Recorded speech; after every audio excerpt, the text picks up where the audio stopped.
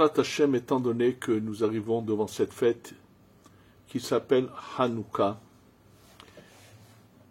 on va, Be'ezrat Hashem, essayer de comprendre que nous ne faisons pas des actes en souvenir de choses qui se sont passées, mais que quelqu'un qui sait faire cet allumage avec les bonnes pensées, avec la compréhension profonde, combien son action peut aller loin, peut être lointaine et faire des effets qu'on va tout de suite voir ensemble quelles sont les conséquences puissantes de ces actions-là qui peuvent nous emmener qu'à la délivrance totale. Bien sûr, il va falloir revenir sur ce que sont les exils, mais je voudrais d'abord, pour expliquer comment on peut, par une action, agir même à distance, je vais vous raconter l'histoire qui s'est passée à l'époque de celui qui a voulu se faire passer pour le Mashiach, qui s'appelait Shabbatai Tzvi, qui était en Turquie. Il faut savoir que ce personnage était à l'origine quelqu'un qui est devenu un érudit et qui était d'une grande sainteté, qui est arrivé très très très haut. C'est toute son histoire, celui qui veut la connaître dans les détails et non pas comme certains historiens ou toutes sortes de personnages qui ont voulu inventer des choses sur lui, n'ont qu'à se procurer le livre de Rabbi Yehuda Ftaya, Minhat Yehuda.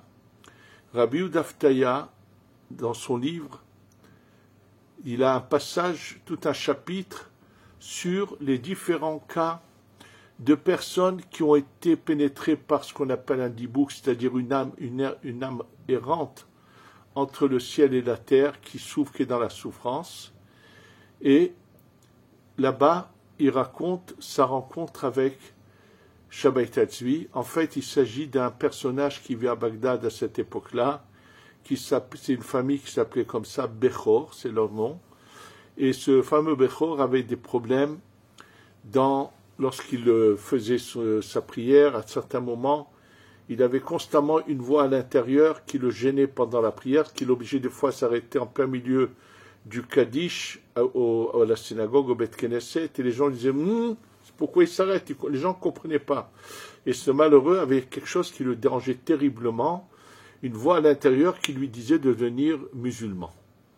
Naturellement, il était allé voir ce Bechor, il est d'abord allé voir le Ben Ishraï, Rabbeinu Yosef Haïm, qui lui avait conseillé de se faire écrire une mezouza, de la porter en pendentif. Ça n'a pas eu d'effet. Jusqu'au jour où il a vu le Rabbi Yehuda Ftaya, qui était l'ami du Ben Ishraï, et lorsqu'il l'a vu, il était plus jeune que Ben Ishraï, mais lorsqu'il l'a vu, à ce moment-là, Rabbi Yehuda Ftaya, qui s'est occupé de toutes ces genres de dames qui étaient errantes, a découvert qu'il s'agissait de celui qui s'est fait passer pour le faux Mashiach Shabbatai Tzvi. Et là, Rabbeinu Yosef Haïm le Ben Ishraï prévient Rabbi Yehuda Ftaya de faire très attention, qu'en s'occupant de lui, qu'il doit prendre des précautions pour ne pas subir, qu'il ne lui fasse pas de mal. Et là, Rabbi Yehuda Ftaya va dialoguer avec cette âme qui est errante depuis plus de 2 siècles, et va le convaincre d'accepter qu'il lui fasse une réparation, ce qu'on appelle un tikkun. Et c'est donc là-bas, il y a toute l'histoire dans les détails de Shabbatai Tzvi, à quel niveau il était d'abord arrivé avant de trébucher et de malheureusement complètement perdre la route. Il est arrivé à un très haut niveau et à la suite d'une erreur avec une voisine qui l'a fait trébucher, il a dégringolé parce qu'il était tellement haut, il est tombé très bas. Mais il avait une connaissance de la Torah, des profondeurs de la Torah, c'est inimaginable jusqu'où il a pu aller. Et donc, lorsqu'il a voulu après, malheureusement, il a entraîné avec lui beaucoup de gens dans sa chute. Et lorsqu'il s'est s'est prétendu être le Mashiach, lorsque ce qu'il a dit est arrivé en Europe, le Bach a envoyé son gendre, le Taz, il lui a dit tu vas aller, Tu vas me dire de quoi il s'agit, qui est ce personnage qui prétend être le Mashiach. Ça leur semblait très bizarre. Et donc le Taz voyage jusque là-bas, et lorsqu'il arrive, il le rencontre. Alors il lui parle, et là le Shabbat en question lui dit: est-ce que vous avez quelqu'un qui vous cause des problèmes, qui vous perturbe, qui vous fait du mal dans votre ville? Et ils avaient effectivement un personnage de l'église, je ne sais pas quel était son niveau, archevêque, curé, qui était vraiment quelqu'un qui faisait beaucoup de mal aux Juifs de la région, très antisémite. Donc il lui parle de ça. Et là, Shabbat Tadvi se baisse, arrache d'une botte d'herbe et lui dit: ça y est, il a disparu, il est mort. Donc le Taz voit l'heure, le jour, retourne dans sa ville et raconte à son beau-père ce qui s'est passé. Il lui dit: oui, effectivement, ce jour-là, il est mort. Mais il lui dit: c'est sûr que ce n'est pas le Mashiach. Parce que le Mashiach n'agira pas avec sa main. Il n'aura pas besoin de faire des gestes avec la main. Il agira différemment. Il a des puissances bien plus supérieures à cela, qu'il n'a pas besoin de faire aucun geste. Pourquoi je vous ramène cette histoire? Et donc, ils ont su que c'était faux. Mais sachez que ce qu'il a fait le Shabbat Yatzvi, tout simplement, c'était ce qu'on appelle la Kabbalah Ma'asit, c'est d'utiliser des noms de Dieu en faisant un geste, et il a donc réussi à agir à distance. Oui, c'est vrai qu'on est capable, simplement il faut le savoir, que tous ceux qui utilisent des noms de Dieu pour agir ont des comptes à rendre, c'est très très très grave, comme l'écrit le livre qui s'appelle le Sha'ar Ora, qui était un Mekoubal bien antérieur au Arizal. Comme il le dit, quand il enseigne les noms de Dieu à son fils, il lui dit: attention, l'homme a été créé pour servir Hachem, pour servir Dieu, et non pas pour se servir d'Hachem. Donc, c'est quelque chose qu'il faudrait diffuser pour que les gens se méfient de tellement de nombreux charlatans qui aujourd'hui, s'ils utilisent encore des noms de Dieu à la rigueur, mais qui utilisent souvent de la sorcellerie pure et qui sont en relation avec des choses négatives. Et les gens pensent que, entre guillemets, ce sont des Mekoubalim, mais vont les voir. Et malheureusement, ils ont affaire à des charlatans. C'est donc, dans tous les cas, ce qu'il faut savoir, c'est que la personne, à travers ça, on voit qu'avec un geste, mais bien fait dans la sainteté, peut agir et faire que si cette mitzvah, cet allumage de Hanouka, qu'on va expliquer, sera bien faite par combien le maximum de gens, cette lumière cachée divine qui est dans cette lumière qu'on va allumer se répand et se révèle, on aura très vite la Géoula. On verra pas seulement comme ce qu'on l'a déjà vu Assad tomber, mais on verra encore beaucoup d'autres personnages qui nous veulent du mal tomber, et avec la délivrance totale. Alors bien sûr, si on veut comprendre quel est le sens de cette action de l'allumage, quels sont les mots, comment faut-il les réciter, quels sont leurs sens, quel est le moment opportun auquel il faut allumer la Hanoukia, pas un moment qu'on en a envie dans toute la soirée, pas du tout, c'est qu'a posteriori, mais a priori, il y a une heure précise qu'on va expliquer. Alors bien sûr, pour comprendre cette action de l'allumage, il faut revenir sur les exils. Les exils ont été annoncés à qui? À Avraham Avinu. Oui, lorsque Avraham Avinu va dire à Kadosh Baruch Hu, Bame Eda Kirashena, comment je puis savoir que je vais hériter de cette terre? Et là, Kadosh Baruch Hu dit à Avraham de prendre des animaux, de les partager en deux, et tout d'un coup, une torpeur tombe sur Avraham Avinu. C'est marqué Ve'ema chashecha gedola nafla alav. Emma, une peur de ténèbres, de très grandes ténèbres, est tombée sur lui. C'est ça les mots du verset.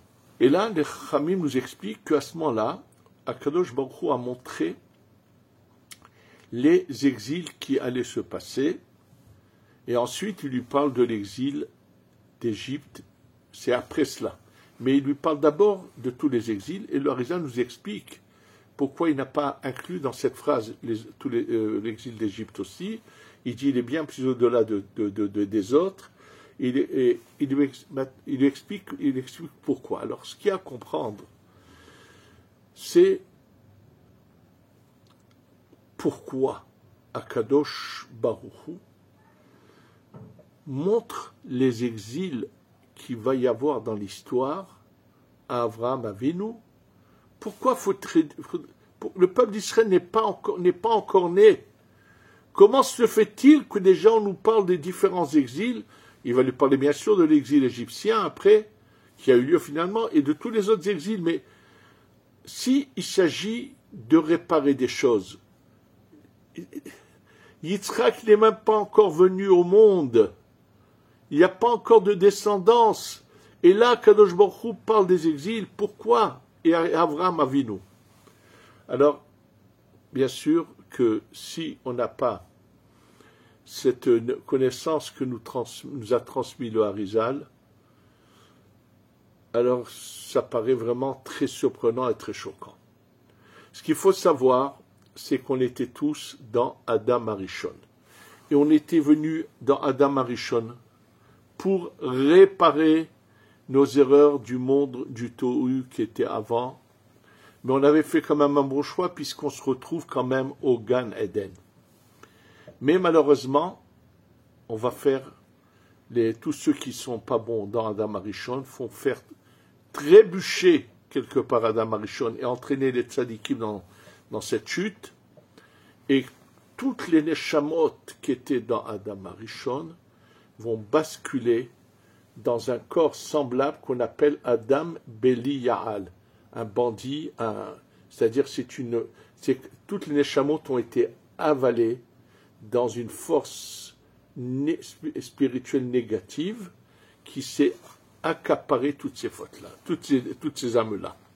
Naturellement, bien sûr que ça va être une erreur terrible d'avoir voulu ramener le mal vers le bien, c'est lui qui a finalement eu le dessus, et ce mélange va être une catastrophe, puisque depuis Adam Arishon, il se passe que des événements négatifs, la tour de Babel, le déluge de Noach, Sdom et Gomorrhe, il va se passer que des choses négatives, où malheureusement, ces âmes, ces parcelles divines qui sont valables, qui avaient réussi, qui avaient fait un bon choix, même s'il n'était pas complet au moment du monde du Tohu, vont là de nouveau se retrouver enfermés dans ce qu'on appelle la klipa, dans le mal. Ce mélange, bien sûr qu'il ne réussit pas, c'est l'inverse, c'est le mal qui utilise le bien et agit.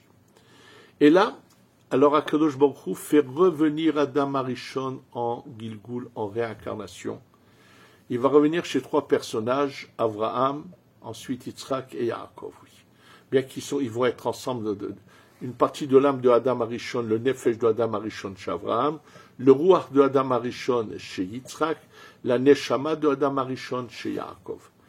Étant donné que Adam Arishon revient, donc on va redémarrer une réparation. Là, Kadosh Baruch Hu montre à Avraham, sache que il va falloir des étapes pour récupérer toutes les âmes perdues. Alors les âmes qui étaient dans le plus haut niveau d'Adam Arishon, ce qu'on appelle la couronne, le Keter, qui sont tombées dans le Keter de la Klipa, c'est dans l'exil d'Égypte qu'il va y avoir cette séparation. Ça veut dire le Keter de la Kdusha va se séparer du Keter de la Klipa, et enfin il va y avoir une naissance d'âmes pures, sans mélange, qui vont recevoir la Torah. Ensuite, il y a le Galout, l'exil de Babylonie, c'est la tête qui se sépare. Et ensuite, nous allons avoir Madai et Yavan, qui sont d'ailleurs en allusion dans ce verset. Emas et Bavel, Chashecha Gedola, Madai et Yavan. Alors, Madai et Yavan, c'est l'exil où ils sont chez Achashverosh. C'est l'histoire finalement qui aboutit avec la libération du peuple d'Israël de Haman, et plus tard, il va y avoir un autre galout, mais la différence c'est que le galout de Yavan, c'est en Eretz Israël où les Yevanim veulent nous imposer leur culture. Naturellement, ces deux exils-là sont apparemment à l'encontre du buste et des bras, mais ont un impact sur la suite et ne sont jamais finis. Et le dernier galout, c'est celui des jambes, où les âmes qui se trouvent dans le bas de ce corps tamé, impur, qu'on appelle Adam Belial, sortent. Et c'est pour ça que dans le livre de Daniel, lorsqu'il parle de la Géoula, de la délivrance, il dit Kat materaglin beraglin, que ce qui est dans les jambes vont se séparer. Ça veut dire qu'il va y avoir une séparation, et c'est pour ça qu'on dit Eikveta di Mashiach, le Eikev c'est le talon. Lorsqu'on arrive à la dernière séparation, c'est ce que nous sommes en train de vivre. Alors donc, Abraham, on lui donne déjà le programme comment on va arriver à l'étape suivante où enfin toutes les âmes vont être séparées du mal, vont retrouver leur place où était Adam Arishon avant la faute dans le Gan Eden et aller encore plus haut, constamment s'élever, une vie dont on ne peut pas imaginer son bonheur, et c'est avec bien sûr un libre arbitre à tous les niveaux, mais c'est cela. Maintenant, donc, dans cette réparation, nous sommes là dans l'étape qui nous reste à nous à réparer, qu'on appelle le Hod, c'est-à-dire au niveau des Sphirot, c'est pas dans la même manière qu'au niveau de ce corps. Au niveau des Sphirot, comme je vous l'ai déjà dit, Pesach est à l'encontre de ce qu'on appelle la Sphira du bras droit, le Chesed. De Rosh Hashanah jusqu'à Simchat Torah, c'est la Gevura, ce qu'on appellerait le bras gauche. Shavuot, ce serait le buste qu'on appelle la Tiferet. Les Purim et Hanouka sont appelés Netzach et Hod, les deux jambes. Et là, il y a encore deux Sphirot à réparer, Yesod et Malchut, comme je vous l'ai dit, Masher ben Yosef et Masher ben David. Maintenant, comme je vous l'ai dit, il y a deux sortes ces deux tendances qui ont une différence capitale sur les deux. Celle de Purim, c'est l'histoire d'Hitler. Alors bien sûr, rappelez-vous que pour le comprendre, justement dans la paracha qu'on vient de lire, où Yaakov provoque son frère pour le rencontrer et se battre, va trembler et va faire une prière et va dire à Kadosh Baruch Hu, Hatzilenina miyad ahi miyad esav. Hatzilenina viens me délivrer. Le Hatzil, si je viens sauver quelqu'un, viens me sauver. Hatzilenina, s'il te plaît, sauve-moi, Hachem, délivre-moi, sauve-moi. Miyad ahi, de la main de mon frère, Miyad Esav, de la main de Esav. Mais il n'a qu'un frère qui s'appelle Esav. Que veut dire de la main de mon frère, de la main de Esav? Et là, le Beth Alevi, premier rave de la lignée de Brisk, connu sous le nom de Brisk, le père du Raphaïm de Brisk, dans son livre Beth Alevi, explique que c'est en relation avec ces deux exils que Esav a deux formules pour venir nous attaquer. Soit il vient en tant que Esav, c'est Hitler, c'est Haman, c'était Haman et puis c'est Hitler, qui cherche à nous exterminer, à nous détruire. Et il y a une autre forme qui est aussi très dangereuse. Atzilenina miyadahi, protège-moi, quand il vient sous la forme d'un frère. Et ça, sachez qu'il y a eu plus de pertes dans cette formule que dans celle Hitler. On sait combien il a malheureusement tué. Mais l'assimilation a fait une hécatombe bien plus grande. C'est pas 6 millions, c'est bien au-delà de cela. Et là, je vous donne des chiffres qui ont été faits par des études très sérieuses. Combien il y aurait pu y avoir de juifs aujourd'hui dans le monde, surtout aux États-Unis, s'il n'y avait pas eu l'assimilation. Et ça, c'est ce danger-là qui est représenté par la fête de Hanouka où il y a la lumière étrangère qui veut nous faire pénétrer des cultures étrangères, des sagesses étrangères à la Torah, et nous déconnecter et nous assimiler. C'est pour ça que ce fléau est constant et ne s'arrête pas. Et à Hanouka, on peut mettre un terme à ce fléau pour sauver encore des âmes avant que cette lumière intense se dévoile totalement. Oui, par ce geste qu'on va réciter cette bénédiction qui est Baruch Ata Hashem Eloheinu Melech HaOlam Lehadlik Ner Hanouka. Je sais pertinemment qu'il y a certaines communautés, certains livres où c'est inscrit Lehadlik Ner Shel Hanouka. Et là, le Harizal nous dit que non. Il faut dire cette formule-là, Lehadlik Ner Hanouka.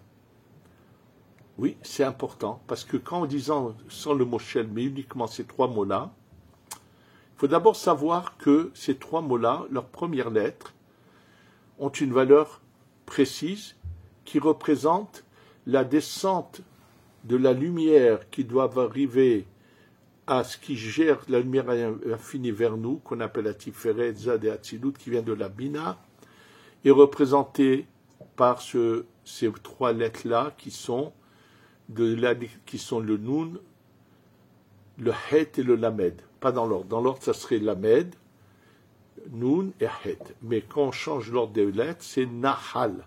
Nahal, c'est comme un fleuve qui descend. Et oui, c'est une lumière intense qui descend, qui va construire la source des âmes du peuple d'Israël, les construire d'abord dos à dos, les faire venir ensuite ces luminaires, comme ce soleil, cette lune, qui sont la source de nos âmes, vont se retourner face à face, vont s'unir, et ça va se passer dans les mots que nous récitons, et l'allumage est une union qui va faire que la lumière infinie se répande à travers le monde. Et de la même manière que je vous avais dit que cette histoire, je vous avais donné comme exemple l'histoire du Shabbat Tzvi qui en arrachant une botte d'herbe, il agit, bien qu'il a eu tort, mais ça veut dire qu'on peut, étant donné qu'on a une âme qui est une parcelle divine, elle a des antennes partout, et que lorsque celui qui fait cet allumage avec les pensées qu'il faut et fait descendre cette lumière au bon moment, va faire qu'il y a beaucoup de gens dans le monde qui vont tout d'un coup revenir à leur source et arrêter de s'assimiler. Absolument. Et c'est très important de le comprendre et de savoir comment on agit. Alors, bien sûr, il y a en général, la plupart de presque toutes les communautés ont la coutume d'allumer le premier soir après les trois bénédictions, puisqu'il y en a trois le premier soir, et le deuxième soir après deux bénédictions. Sauf, il y a une coutume qui a existé, bien sûr on a des preuves qu'elle a existé dans certaines périodes, même si ça s'était quelque part un peu perdu, mais chez les Mekoubalim, depuis des générations, depuis le Harizal, donc qui a continué cette branche-là qui le faisait comme ça, on allume après la première Beracha. Puisque dans cette première bénédiction, comme je vous l'ai dit, alors on fait descendre d'abord cette lumière qui représente le Nahal en question.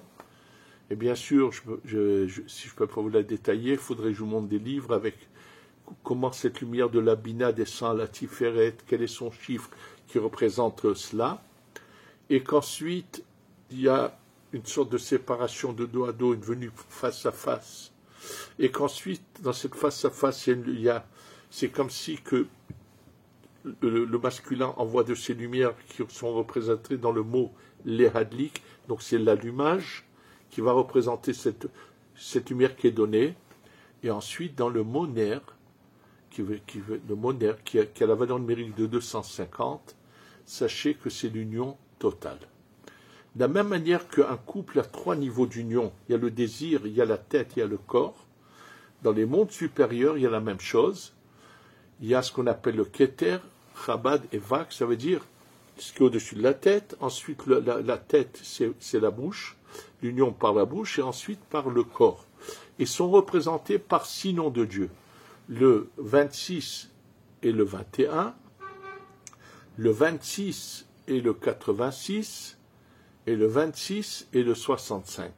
Et sachez que lorsque vous faites l'addition de 26, 21, 26, 86, 26, 65, vous allez arriver à 250, qui est le mot ner. Ça veut dire le Yud Kevav, qui est le 26, à côté du côté féminin, ça va être Eye 21. Ensuite, il va à niveau au-dessous, c'est 26 et le nom Elohim qui est 86. Et ensuite 26 qui est bien sûr le masculin encore une fois. Et de l'autre côté féminin, le Adni, Aleph Dalet Nunut 65. Donc, ça veut dire qu'en disant ce mot-là, au moment de l'allumage, et on pense à ce mot-là, quand cette union va naître quelque chose. Cette naissance va être la naissance d'une lumière puissante qui se répand. Et elle a besoin bien sûr d'être protégée. Donc dans le mot Hanouka, il y a la protection. Et il y a aussi le fait que cette lumière va rester pendant une demi-heure, mais elle ne peut agir, comme je vous l'explique et vous le dis, que lorsque c'est au début de la nuit. C'est-à-dire qu'au moment où les ténèbres, où la force du mal veut venir s'installer et s'imposer, là on a le pouvoir de la repousser. Et je vais vous montrer que, en général, on n'a jamais ce pouvoir. Les prières, bien sûr, on doit monter les 4 mondes. On commence à monter dans le monde de la Asiya. Le matin, je parle par exemple, jusqu'à le début de la prière qu'il ne faut pas sauter, comme je ne sais pas qui s'est donné cette tolérance, cette autorisation, qui consiste à monter le monde de la Asiya jusqu'à Hodou.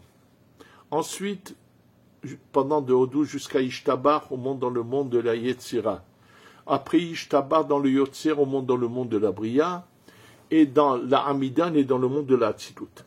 Mais il faut savoir que le matin, on fait toutes ces étapes de montée jusqu'à la Hatzilut, aussi bien pour le Shachrit que pour Mincha. Et à Mincha, on a juste à rentrer dans la Hatzilut, dans la Hamida. Par contre, le soir à Arvit, on ne va pas monter dans la Asiya et la Yetzira, les 2 mondes inférieurs, mais on va passer directement au monde de la Bria. Oui, comment c'est possible? On ne saute rien. On n'a pas la possibilité dans les bas mondes, au moment où la nuit démarre, où c'est les forces du mal qui dominent, nous ne pouvons pas agir, c'est le Ma'atzil, c'est le Créateur qui fait ce travail pour nous, et nous on commence plus haut. Et là, le soir de Hanouka, on fait cette union dans le monde de la Tzilut, on va faire descendre la lumière, jusqu'en bas dans la Asiya, jusqu'en bas, oui, elle va se répandre dans ce bas monde.